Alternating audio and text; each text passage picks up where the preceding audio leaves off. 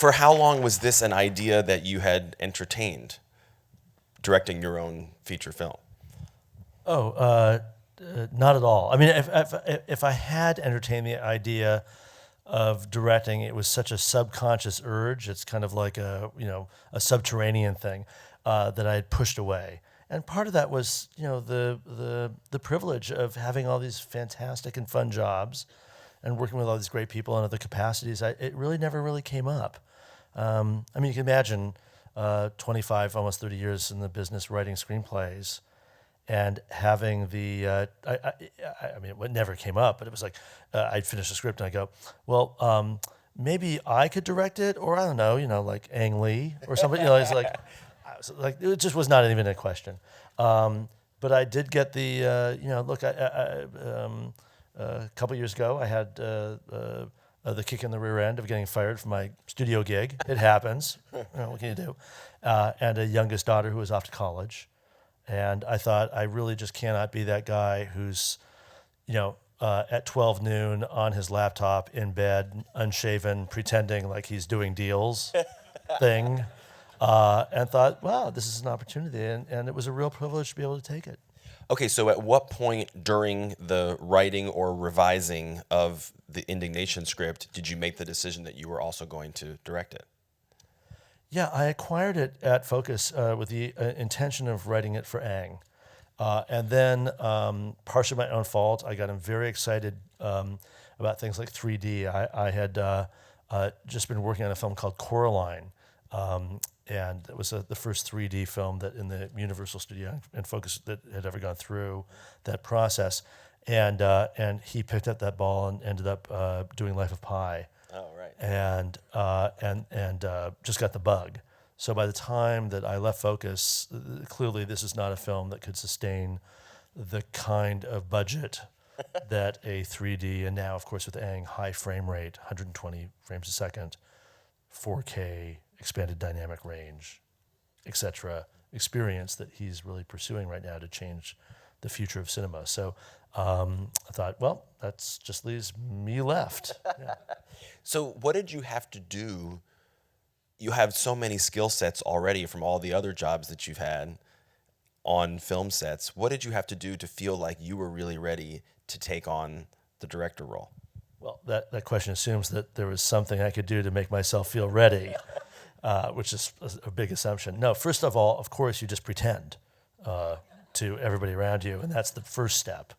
And then three things, honestly. One was I was super honest with my crew and with my cast, that if you had a question for me that I couldn't answer, if there was some, something you said to me I didn't understand, I would always admit it. I just always would. And I'd ask questions and we'd get through it. But I said to them that, and I said, here's the quid pro quo, and here's the guarantee. I will always still answer the question and make a decision. Because I found in my experience, and it's been about 3 decades as a producer, a studio head, I've always said this, it's become a mantra. I said there are two kinds of, pardon my French, two kinds of asshole directors, assholes, and people who can't make up their minds. And I always would prefer to work with type number one, just like that's my preference. So yeah, I always, I will always make a decision. What do you think it is about Philip Roth that makes him so ripe right now? There's also a great movie called American Pastoral, which is coming out, directed by Ewan McGregor, coming out later this year. It's really good. I mean, both these films are fantastic. Why were you drawn to him, and why do you think filmmakers are in general? Wow. Good question. I guess, look, there's a meme that says he's really hard to adapt well, and that's been a kind of a thing. Why was I drawn to Philip Roth?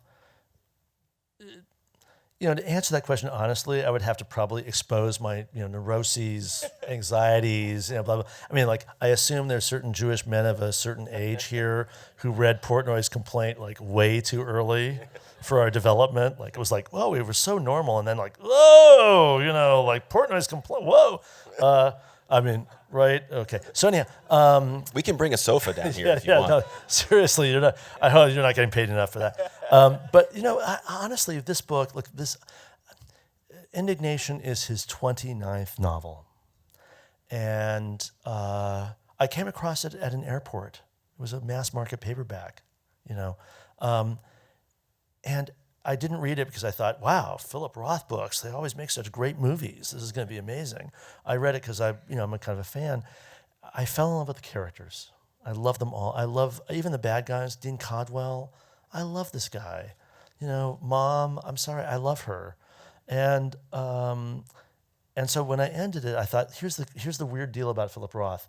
The genius of him, I mean, I do think he's one of the greatest writers who's ever written in English, certainly American English, and he's very much alive, is the voice, right? This kind of brutal, honest, relentlessly, like just clinically, horrifically honest voice that somehow at the end of it, the brutality of it leads you to a place of empathy.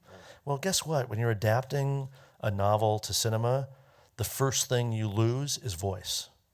There is no, in cinema, we have a camera and it records people you hire who are wearing costumes and get haircuts and wear makeup, and they say stuff and they do things. And it's like immediate. And we can pretend we have voice through certain kind of stylistic choices, and I made some very strong stylistic choices here, but that's not a substitute. That's not the modality of the voice of an author. But in this book, the characters, I realized they brought me, like I could see it happening with them, and that's halfway, and then the next 50%, of course, is your actors. Could you get their souls on screen? So this is one of the few Roth books I think has that. You definitely use a handful of theater people, Danny Burstein, Linda Eamon, of course, Tracy Letts. Was that a conscious decision to fill your cast with people who have done that kind of work? Well, when you're making a movie for almost no money in New York City, and theater people are really used to those wages, so that's always a plus.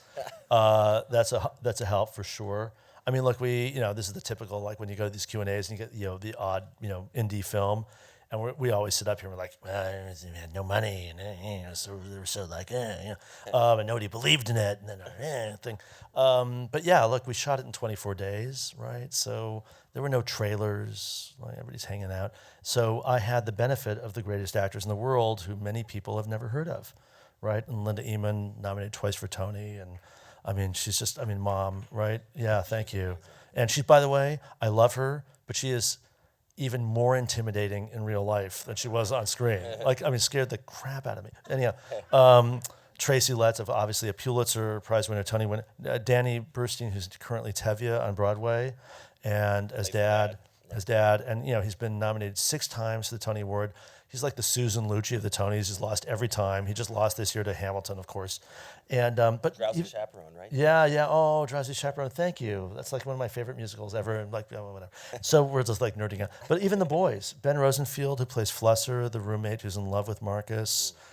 Phil Ettinger, the other roommate, Pico Alexander, who's Sonny, the head of the Jewish fraternity, and Noah Robbins, who plays poor Marty, who gets caught at the end. Every one of these guys, I know we complain about millennials and our kids and work ethic. Unbelievable. They're all theater actors who work their rear ends off. They killed it for me. We have to talk about, I think there's 2 real centerpiece scenes. There's the one with Logan and Tracy, which was 14 pages, right, in the script. And then there's that great scene with Logan and Linda at the end, which is to me like just as fantastic. And I understand there was spontaneous applause after the Dean Codwell scene amongst this audience tonight, which is great. That was just a celebration of joint survival. Right. Everybody's like, wow, you're still here. Oh my God. Are those 2 scenes as monumentous in the book? Or did you read the book and think, oh, I really want to do like a cool centerpiece, long, 2-hander scene here? You know what? It's honestly crazy because I'm supposed to be all professional and just like, I'm in charge. I went the first draft, and of course, when you're adapting novels as a screenwriter, at least my technique, I have a foolproof technique. I simply transcribe the dialogue from the novel, put slug lines in, and then type the end and pray it's a movie, and then 2 years later, I'm like, wow, that did not work out. So I flipped through that scene. I knew it was a little long, but I didn't pay much attention.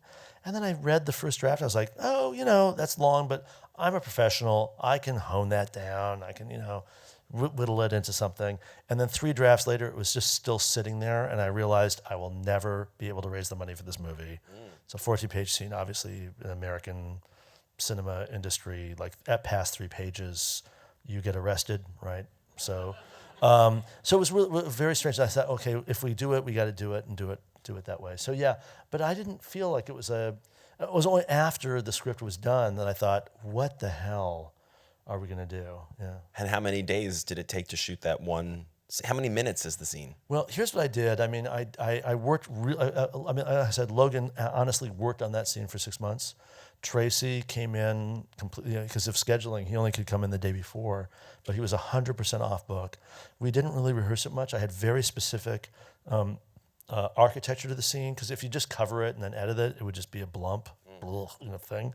So not that you need to notice this stuff, but from kind of lenses to camera angles to who's in the center frame, from high angle to low angle, the whole scene has an architecture.